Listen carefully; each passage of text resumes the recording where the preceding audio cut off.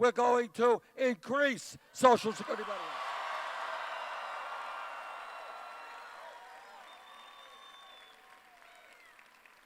This campaign is listening to women.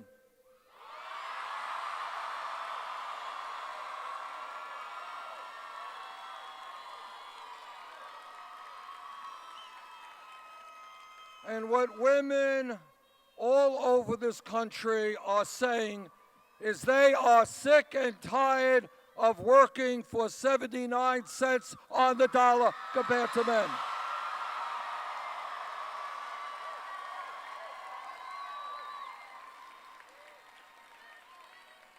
And I know that every man in this huge room will stand,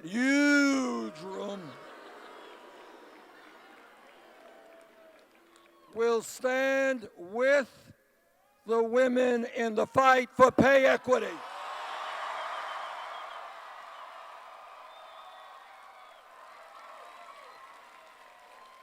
And by the way, when we talk about women's rights, I want everybody here to know that all over this country, you got Republicans running around talking about family values.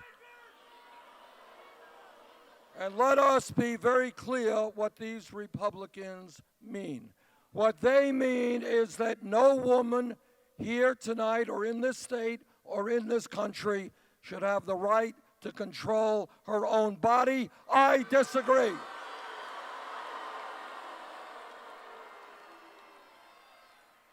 What they also mean is that our gay brothers and sisters should not have the right to be married. I disagree.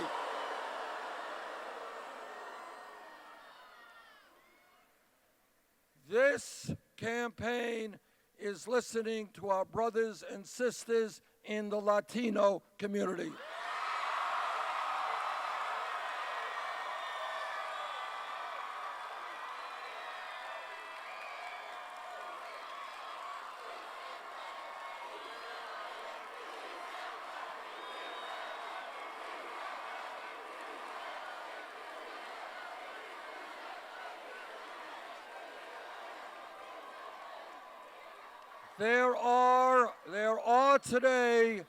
There are today some 11 million undocumented people in this country, and many of them are living in the shadows, living in fear, and they are being exploited every day because they have no legal rights.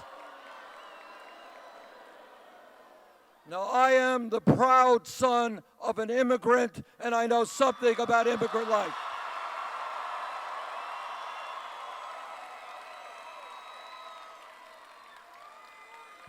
And what I know is that we will stand with our Latino brothers and sisters.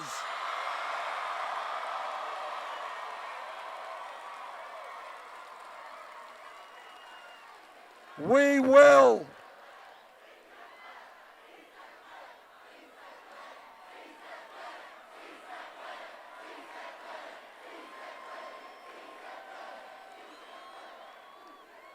We will fight for comprehensive immigration reform and a path toward citizenship.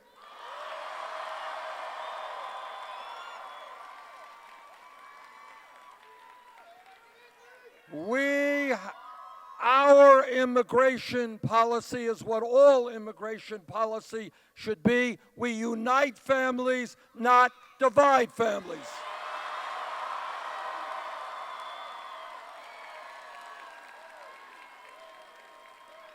And we will stop the deportations currently taking place.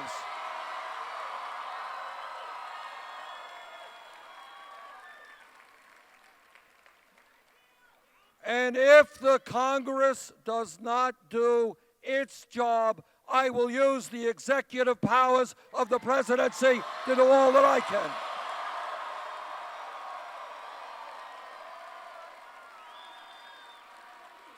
Now, in a democracy, there are people who have different points of view on immigration reform and everything else. But what is not acceptable is for the Donald Trumps and others to insult our Mexican and Latino brothers and sisters.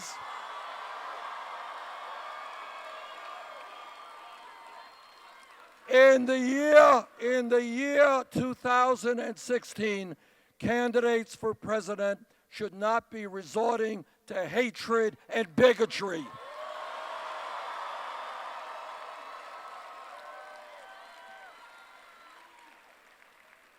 This campaign is listening to our brothers and sisters in the African American community.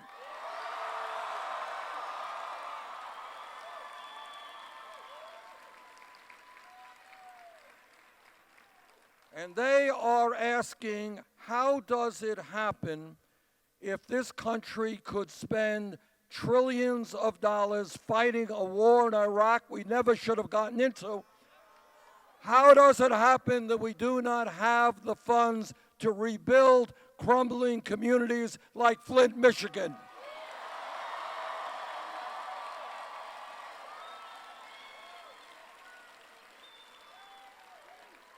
How does it happen that there are minority communities all over this country where unemployment is sky high, where the education system is failing the kids, where health care is not acceptable, and where too many of our young men and women, instead of getting great jobs, are ending up in jail?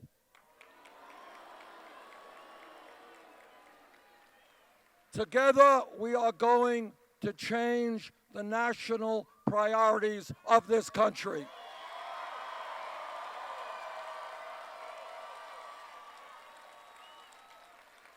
Together, we are going to invest in our communities. Together, we are going to rebuild our crumbling infrastructure and create millions of jobs.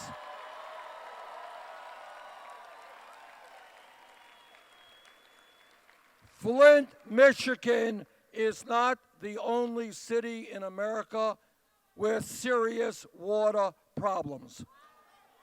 All over this country, cities and towns have water problems all over this country. Roads and bridges are failing. Our rail system way behind other countries. Our airports, our levees and dams need to be repaired.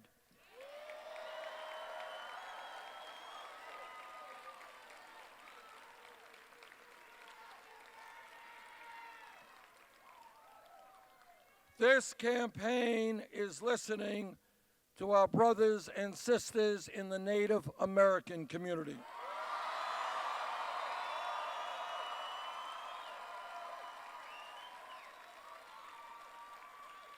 Everybody here knows that the way this country, going back even before we were a country, the way that the Native American people have been treated from day one is a national disgrace.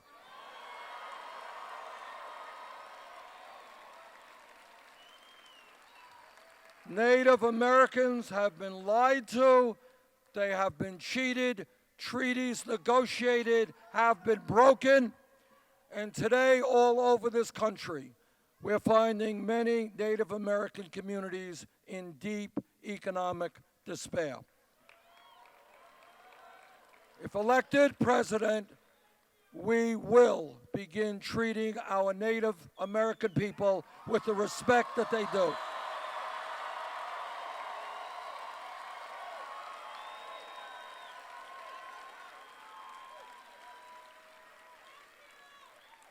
This campaign is listening to young people.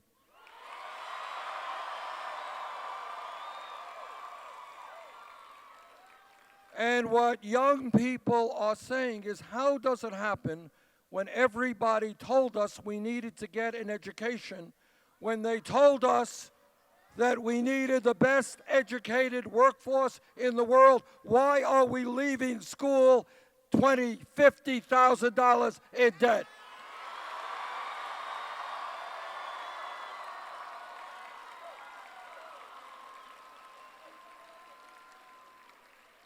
In my view, in the year 2016, when we talk about public education, it is not good enough just to talk about the first grade through the 12th grade.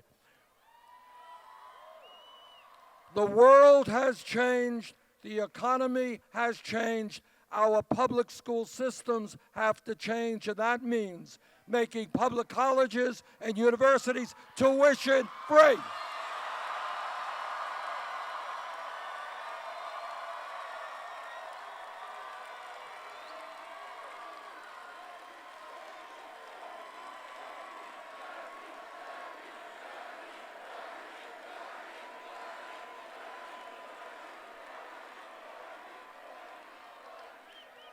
I want, and this is not a radical idea, I want every kid in this country who studies hard, does well in school, to be able to go to college regardless of his or her income.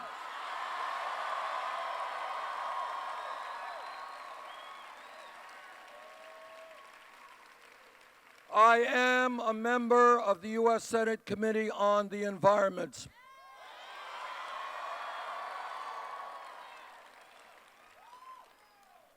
And I have talked to scientists all over the world. The debate is over. Climate change is real.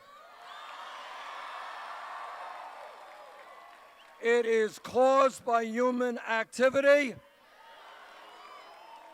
And together, we are going to break our dependence on fossil fuel and transform our energy system into sustainable energy and energy efficiency.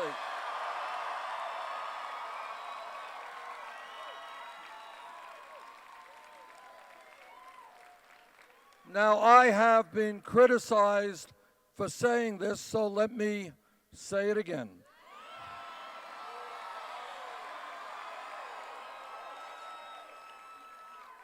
I believe that health care is a right for all people.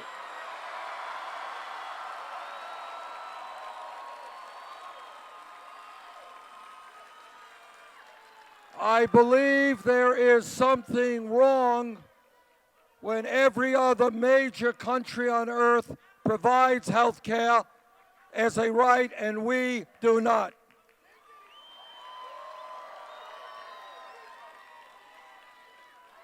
Today,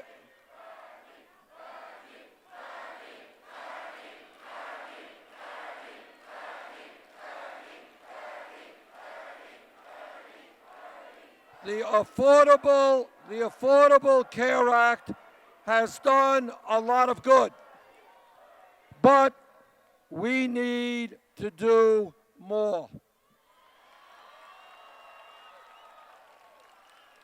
Today, 29 million people have no health insurance, and even more are underinsured. Today, we are being ripped off big time by the drug companies, who are charging us the highest prices in the world for prescription drugs. Today in America, 1 out of 5 people cannot even afford the prescriptions their doctors write. So I think we join the rest of the industrialized world. We pass a Medicare for all single-payer program.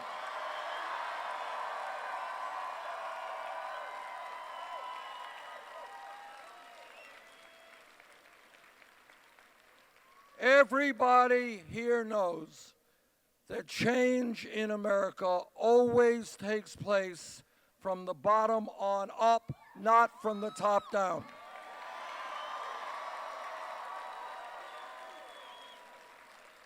That is the history of the trade union movement, where workers came together to fight for dignity.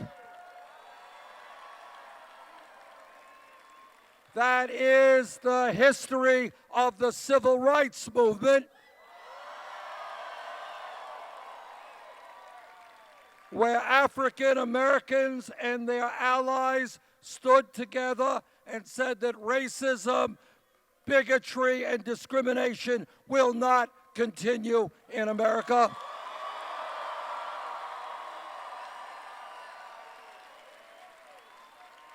That is the history of the women's movement.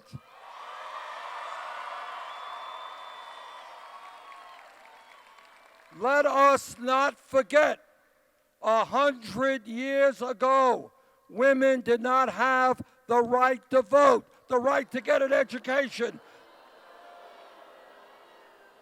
They did not have the right to do the jobs they wanted to do. But what happened is women stood up with their male allies. By the millions, and they said together that in this country, women will not be second-class citizens.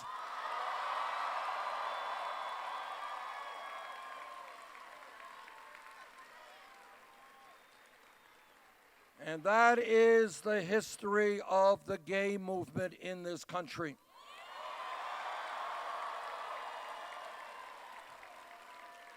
Where against incredible hatred and opposition, the gay community and their straight allies said that in this country, people will have the right to love whomever they want, regardless of gender.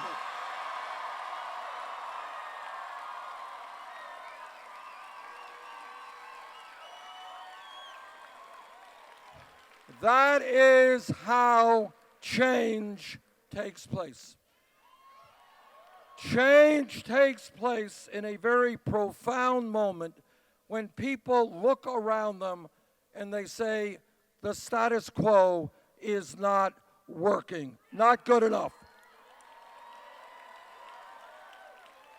And today, all over this country, people are looking around and they're saying, grotesque levels of income and wealth inequality is unacceptable.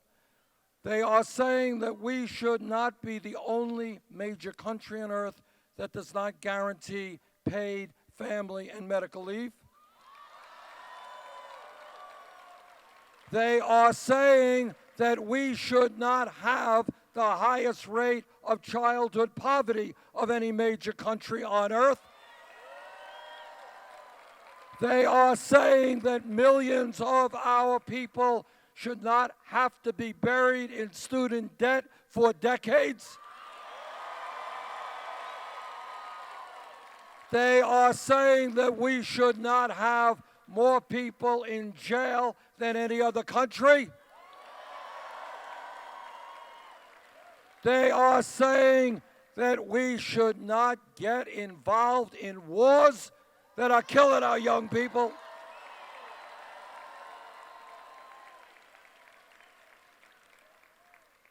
This is a pivotal moment in American history. Either we continue down the path in which the politics and economics of this country is controlled by a handful of billionaires, or whether we make a political revolution.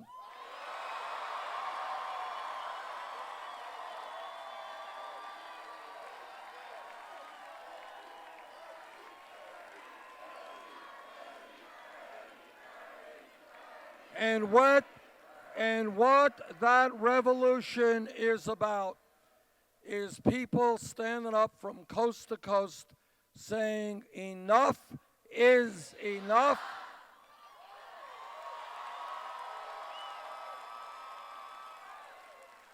That our government belongs to all of us, not just a handful of campaign contributors.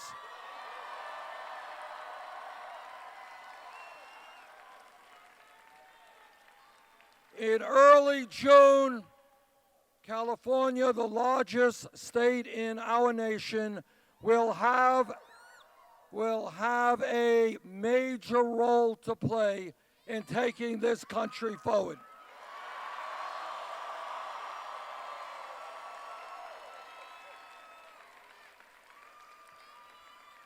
If there is a large voter turnout, we will win here in California.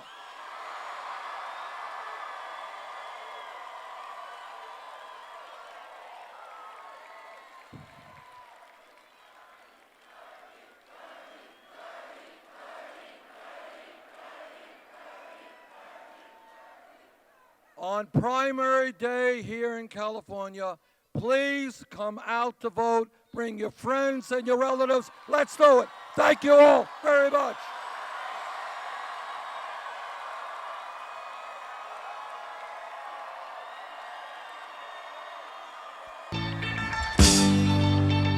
There's a starman